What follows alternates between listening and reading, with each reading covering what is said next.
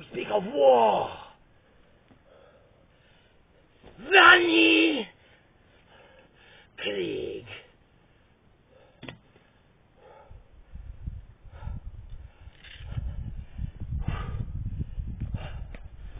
Today,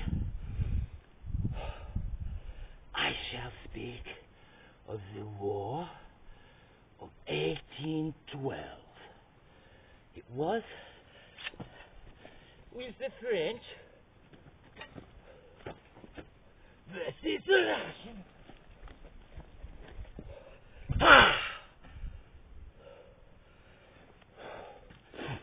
I will not tell you of specific deeds of valor. I will just give a large broad view of War 1812.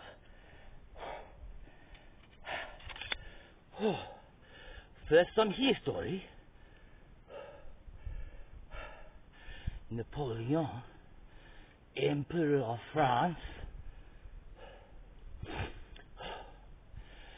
He was not such a great leader in beginning, but after campaign in Egypt, he is undefeatable. We see Battle of Austerlitz. The French in beginning in poor position. Middle of battle is looking bad for French. Towards the end, the French grasp victory from jaws of defeat. Amazing. And Europe fall for Napoleon. Then Napoleon, he sends his eyes east, for he wished to invade beautiful Russian Empire. So, not in so much detail, but we say there is 3 pitched battle between full army.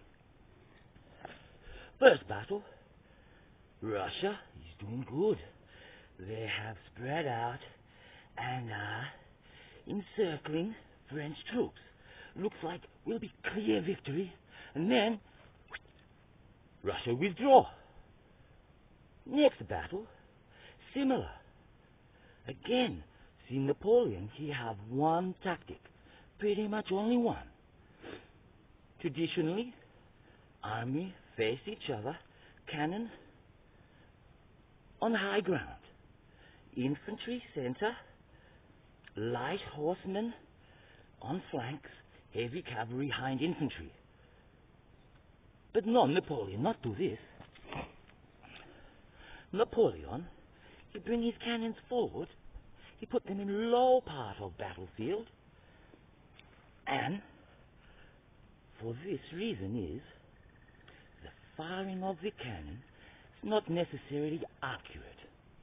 The cannonball, it travel not very quickly. It's heavy, have a lot of mass, and the idea is you bounce it along ground to go through many men. But it's slow, you may see it. The formation, open up, cannonball through, close up. So it's not such great offensive weapon from distance. So Napoleon, he brings it closer. More chance for hit, less chance to open up and let ball through. But the amount of smoke from the low point fill the battlefield. Then, as Napoleon nearly every single time, he marches infantry past his major cannon. What's his word? Well, where his cannon is, he marches infantry past, but not in long, thick line as everyone else. He put them in column, 16 in front, 300 deep, long column, emerge from smoke, bam, into your front line. This is how he wins. But against Russia, no, it did not work. Russia encircle and then retreat. What for? Next battle, same thing. Russia in ascendancy, then Napoleon right front crumbling, then Russia withdraw. They go back, and is the third battle is exactly same. Russia, victorious position, withdraw. Then the French approach Moscow, capital Russia, ancient beautiful capital. It have the most defendable, impregnable castle of world, Kremlin. Kremlin's walls are 30 meters thick. It is built in star shape for it give good crossfire for on approaching troop. So, then as French approach, Russian withdraw even before battle. Leave Moscow totally empty. Every man, woman, child is withdrawn. City left, a ghost town. History book will say Russia burned Moscow to ground, so French have no place for shelter and no food, so must return. And this is what history books say. French come, Moscow is destroyed by Rush. Then go back, many die on way home. But if you read war diary, it's different story. See, Russia withdraw, French go in. Kremlin is massive, huge castle. And all French army may dwell inside. And French in there, make merry, drink wine, eat food, BAM! Whole Kremlin and district of Kremlin destroy totally, leave crater. French, who were not there in building, who see, describe as gigantic fireball rise out of Kremlin, encircle, and then dissipate. Nothing is left inside. The walls of Kremlin, 30 meters thick, and now melt like lava. The French who survive, they all become deathly ill. Their hair fall out, their fingernails fall out, they vomit blood, diarrhea, blood. Many die from this strange disease. And Moscow itself, the center around Kremlin, was only made of stone. There was law, no wooden building in center city for reason of fire. But this is only part of Moscow it has been fired. All wooden buildings in suburbs survive. So, history has told us not truth. So what is truth?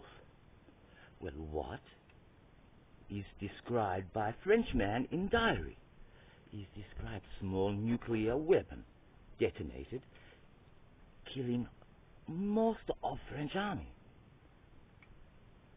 And sickness that follow is this type of sickness we see after Hiroshima. So it's obvious nuclear weapon has been used. Why? Why would Russians destroy Kremlin? It's strange. If they have nuclear weapon, why not deploy battlefield? Or why not in 1, 2, and 3 battle, when Russian in ascendancy, do they withdraw? We go to Auschwitz, we find answer. For survivors of Auschwitz say, Napoleon cannon make lots of smoke. Out of smoke come long column of infantry, but in column, hidden by smoke and mass of men, is demon. Love the Sibir Bridge. Demon, yes. It leap out of formation and rip and rend and tear men apart by dozen. No sword, no bayonet, musket, no cannon can even harm demon, who is supernatural. And wherefore is this demon come? Well, remember early I I say Napoleon is not greatest battlefield commander until after Egypt campaign. They say he'll learn a lot. I say he find demon. And then he no lose a single battle. But Russia know he have demon. And if we read the Veda scripts of Hindu, they speak of weapon used by Krishna that may destroy creature from all three worlds. And in Bhagavad, they talk of similar sickness French suffer after Krishna used his massive destructive weapon. So, it makes sense. Hindu have atomic weapon many, many centuries ago. Russia quite possibly have atomic weapon from many, many, many centuries ago. But I suggest they not quite know how to use. They may know how to detonate, but they not understand propulsion device. So, it must be manually explored. And if you take this to battlefield, where you know is demon, it may kill demon. As Krishna tells us, any creature from the three worlds may be destroyed by nuclear weapon. So, if they carry nuclear device to battlefield, and demon take device, if something is wrong, you are surprised, then how bad is it for you to now have to battle demon who has nuclear device? So Russia, they decide they must trap demon. How?